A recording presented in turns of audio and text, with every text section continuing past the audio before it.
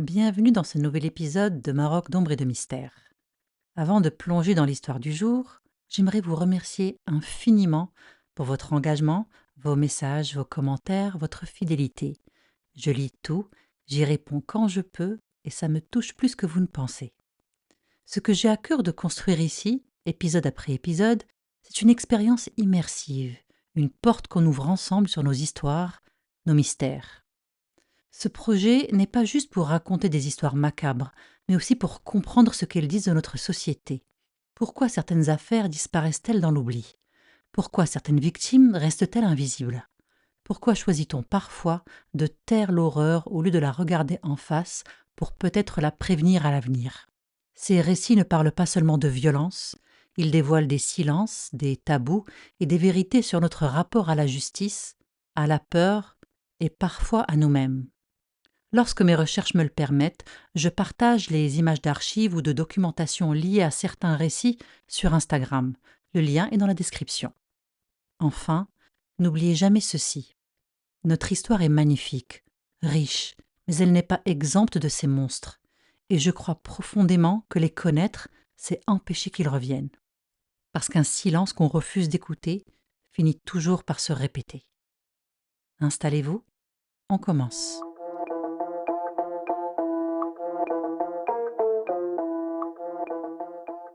29 janvier 2006. Il est 5 heures du matin à Agadir. La ville dort encore sous un ciel d'encre glaçant. Dans les rues désertes, un seul bruit brise le silence. Le ronronnement régulier du camion à ordures. Quartier Riad Salam, rue Qrenfel.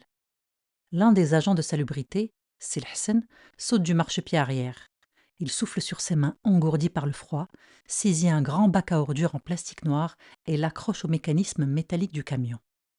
Le bac bascule. Un choc sourd retentit au fond de la benne. Un bruit anormal, pas un bruit de déchets ordinaire. Silhassan se penche machinalement pour jeter un œil, et là, son regard se fige. Il ne crie pas tout de suite. Ses jambes se dérobent, l'homme s'effondre littéralement sur l'asphalte froid, évanoui. Le chauffeur du camion, surpris de ne pas entendre son collègue lui crier de rouler, coupe le moteur et descend. Il voit son coéquipier inanimé au sol. Il court chercher de l'eau chez le concierge de l'immeuble voisin, lui en asperge le visage. Quand Silhassan rouvre les yeux, il est incapable de prononcer le moindre mot. Le visage pâle, les lèvres tremblantes, il lève simplement un bras lourd et pointe du doigt l'intérieur du conteneur. Alors le chauffeur s'approche, il regarde. Dans la crasse de la benne, posée au milieu des ordures, il y a un visage. Le visage d'une jeune femme, de longs cheveux sombres étalés et un regard figé dans l'effroi. Pris de panique, le chauffeur recule, soulève le couvercle du bac d'à côté pour tenter de comprendre et y découvre d'autres restes humains. En quelques minutes, le quartier Riad Salam est encerclé. Police judiciaire, brigade scientifique, maître chien, protection civile, la zone est entièrement bouclée. Une traque macabre commence à travers la ville. Il faudra plus de 5 heures de ratissage minutieux pour reconstituer les pièces du drame. Une partie de la dépouille est déterrée dans un terrain vague à Ilir, puis le lendemain, derrière une école privée, les policiers retrouvent le reste de la victime. Grâce aux empreintes digitales relevées, elle est rapidement identifiée. Elle s'appelle Raja, elle avait 25 ans. Voyez-vous, face à un tel niveau de barbarie, les enquêteurs d'Agadir pensent d'abord à un crime d'une folie soudaine, l'acte macabre d'un individu pris de panique après un différend qui aurait mal tourné. Mais ce que la brigade criminelle n'a pas encore compris à cet instant précis, c'est que ce crime barbare n'est pas l'œuvre d'un débutant. C'est la signature monstrueuse d'un prédateur silencieux, un homme au visage d'ange et aux mains de plâtrier que la justice marocaine a laissé ressortir par la grande porte 13 ans plus tôt. Je m'appelle Remborsimi et aujourd'hui je vous emmène sur les traces de Abdelhak Toumi, un homme que tout le quartier surnommait le Gabbas, le plâtrier. C'est une histoire où, encore une fois, le silence a permis l'impensable, le silence d'une femme qu'on a terrorisée et le silence d'un système qui a regardé un dossier sans vouloir y lire ce qu'il disait.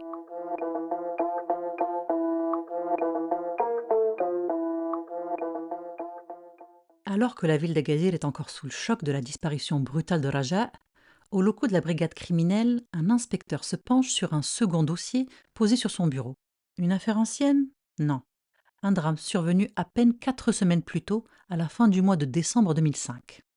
Ce soir-là, sur la route sombre menant au cimetière de Tilila, à la périphérie de la ville, un automobiliste a remarqué un grand sac en toile de jute abandonné au bord de la chaussée.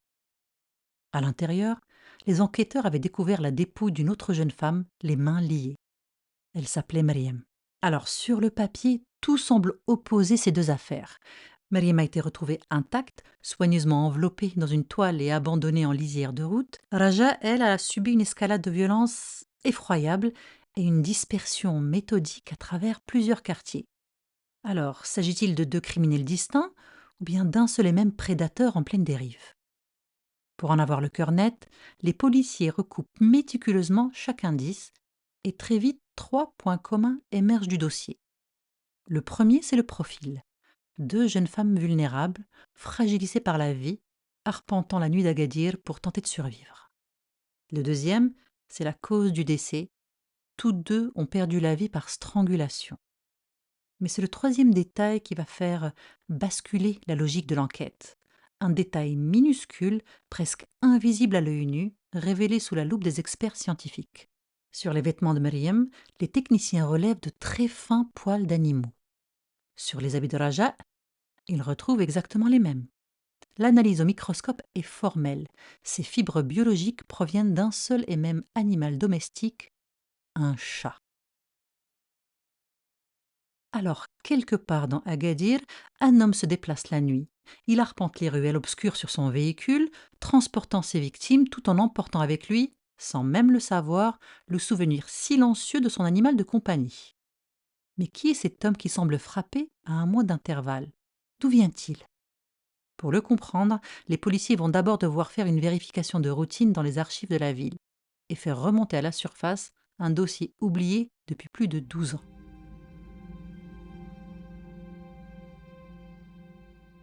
Pendant que les enquêteurs recoupent les deux meurtres, l'un d'eux fait une vérification de routine. Une simple question. Est-ce qu'il y a déjà eu à Agadir une affaire qui ressemble à ça? Et le passé remonte. Une affaire vieille de 12 ans. Nous sommes en été 1994. À cette époque, dans une forêt isolée, deux bergers grattent la terre sous la chaleur étouffante de l'après-midi. C'est là qu'ils découvrent l'impensable. La dépouille d'une jeune femme soigneusement dissimulée sous une imposante pierre. Elle s'appelait Fatima, elle avait 34 ans. Mais à l'époque, les policiers ne sont pas remontés jusqu'à la victime par hasard. Ils avaient été alertés par une survivante, une femme prénommée Latefa. Alors Latefa a vécu une nuit d'épouvante. Latefa était dans une boîte de nuit avec une amie. Un homme les rejoint. Tout le monde le connaît de vue, on l'appelle Gbas.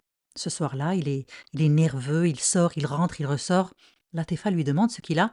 Il répond qu'il surveille son vélomoteur. L'amie de Latefa finit par partir et elle reste seule. Et c'est là que cet homme revient vers elle, le visage défait, et qui lui glisse à l'oreille son mensonge. Ton ami vient d'avoir un accident sur la route de Innsgan. Viens, je t'emmène. Elle monte sans méfiance à l'arrière de son vélomoteur rouge, mais au lieu de se diriger vers la ville, l'homme roule à toute allure vers une zone désertique. Il la séquestre, la brutalise, la traîne devant cette fameuse pierre sous laquelle repose Fatima, et il lui souffle cette phrase prophétique qui aurait dû tout changer. Je veux faire disparaître 5 femmes. J'en ai déjà neutralisé une, tu seras la prochaine. Avec une force désespérée, Latefa réussit à se défaire de son agresseur, à lui jeter du sable dans les yeux, à fuir à travers la forêt et à alerter les autorités. Pendant 2 ans, l'homme est traqué. En 96, au bout du rouleau, il tente de mettre fin à ses jours en ingérant un produit d'entretien toxique, l'esprit de sel ou acide chlorhydrique. Mais il survit, et les policiers le récupèrent directement sur son lit d'hôpital. Son nom, Abdelhak Choumi, surnommé le Gbas, le plâtrier. Et c'est ici, chers auditeurs, que la justice commet l'irréparable. Observez bien cet homme dans le box des accusés en 96. Devant les juges, Abdelhak Choumi ne crie pas. Il ne s'énerve pas. C'est un homme calme, poli, presque soumis. Il livre une version sur mesure. Il affirme qu'il n'a jamais voulu donner la mort à Fatima. Il prétend qu'elle s'est effondrée après une simple gifle lors d'une dispute, inventant un prétexte effarant. Elle avait, selon lui, le cœur fragile. Et le pire, C'est qu'on le croit. On ignore le témoignage terrifiant de Latefa, sa mâchoire brisée et la promesse des 5 victimes. On ne réalise aucune expertise psychiatrique approfondie. Il est condamné pour coups et blessures ayant entraîné la mort sans intention de la donner. Condamné à 10 ans de prison, il n'en purgera que 7. En 2001, grâce à sa bonne conduite derrière les barreaux et à une grâce royale, Abdelhak Toumi ressort libre. Sans suivi psychologique, sans la moindre surveillance post-carcérale. Le loup a été mis en liberté au milieu du troupeau et pendant 5 ans, il va préparer en silence son retour dans l'ombre d'Agadir.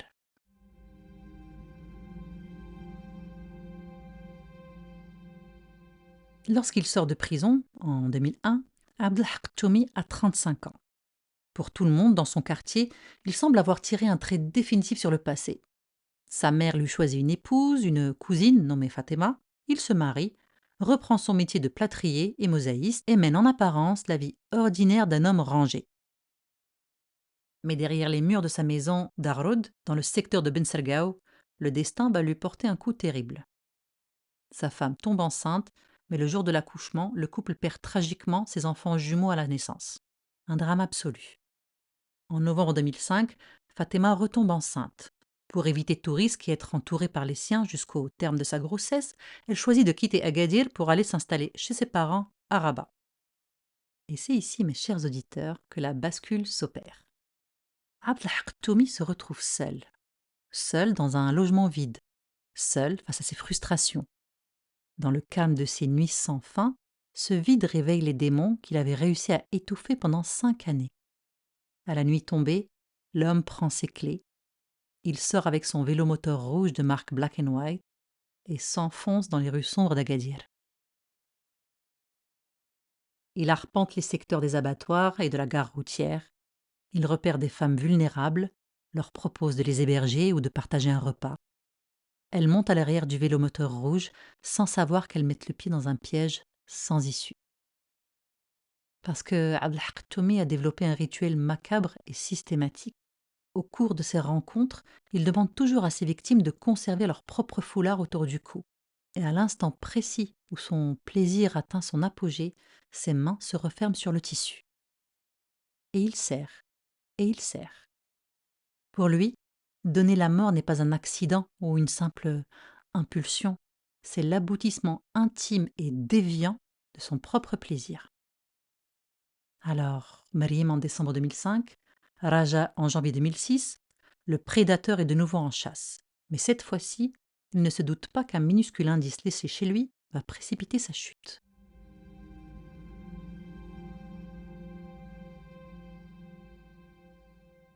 À la brigade criminelle d'Agadir, l'enquête prend une tournure décisive. Les policiers disposent désormais de 2 éléments clés. Des traces microscopiques de poils de chat retrouvées sur les victimes et un témoignage capital. L'amie intime de Raja, une jeune femme nommée Fatiha, pousse la porte du commissariat. Elle raconte avoir vu Raja, peu avant sa disparition, discuter près de la gare routière avec un homme. Elle se souvient de son prénom, Abdelhak. Elle se rappelle qu'il vivait dans le quartier d'Arrod, à Ben Sergao, et surtout qu'il se déplaçait toujours sur un vélomoteur rouge de marque Black and White.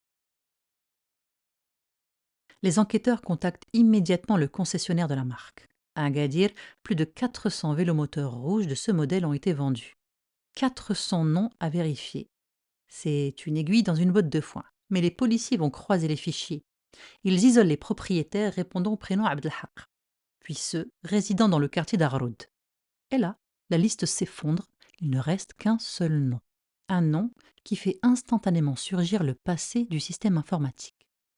Abdelhak Toumi, déjà condamné, ancien détenu de 1994. Les policiers foncent chez lui à Arroud. Ils frappent à la porte, personne. Mais au moment où les enquêteurs pénètrent dans le logement pour la perquisition, un chat domestique se faufile calmement entre leurs jambes.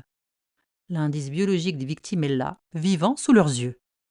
Dans la cour et le logement, la confirmation est totale. Le vélomoteur rouge présente des traces suspectes, accompagnées de divers ustensiles ayant servi à dissimuler le crime. Une voisine leur apprend alors qu'Abdelhak Toumi a brusquement quitté la ville en direction du sud vers Tantan, à plus de 400 km d'Agadir. Alors une course contre la montre s'engage. Sachant qu'il a déjà tenté de mettre fin à ses jours 10 ans plus tôt, les policiers redoutent qu'il ne disparaisse à jamais s'il se sait traqué. Le 11 février 2006, la police le localise à Tantan, près du secteur du port. L'homme marche tranquillement sur le trottoir, s'apprêtant à entrer dans un café. Lorsque les enquêteurs lui tombent dessus et l'encerclent, Abd Haktoumi ne cherche ni à s'enfuir ni à crier. L'air absent, il s'immobilise et tend docilement ses poignets pour les menottes. Amené en garde à vue, Tommy garde d'abord le silence. Puis, comme pour se libérer d'un fardeau trop lourd, il se met à parler d'une voix neutre et détachée. Il commence par rétablir la vérité sur l'affaire de 1994. Fatima n'est jamais morte d'une simple gifle ou d'un cœur fragile. Il l'a étranglée au cours de leur rencontre. Puis il décrit le drame de Meriem, la route de Tilila et enfin Raja. Face aux enquêteurs abasourdis, l'homme calme et poli livre sans trembler la véritable nature de ses impulsions. Je n'ai jamais l'intention initiale d'ôter la vie, mais au moment de mon plaisir, je ne me contrôle plus. J'éprouve une satisfaction à faire ça. Le monstre est enfin démasqué.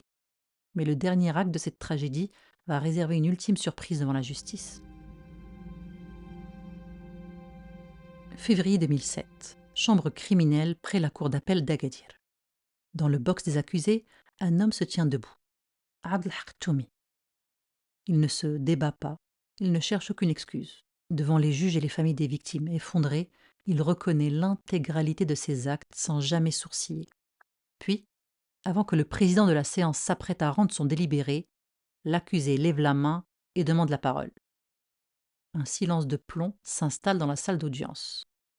Abd Haktoumi fixe le magistrat droit dans les yeux et prononce ces mots glaçants.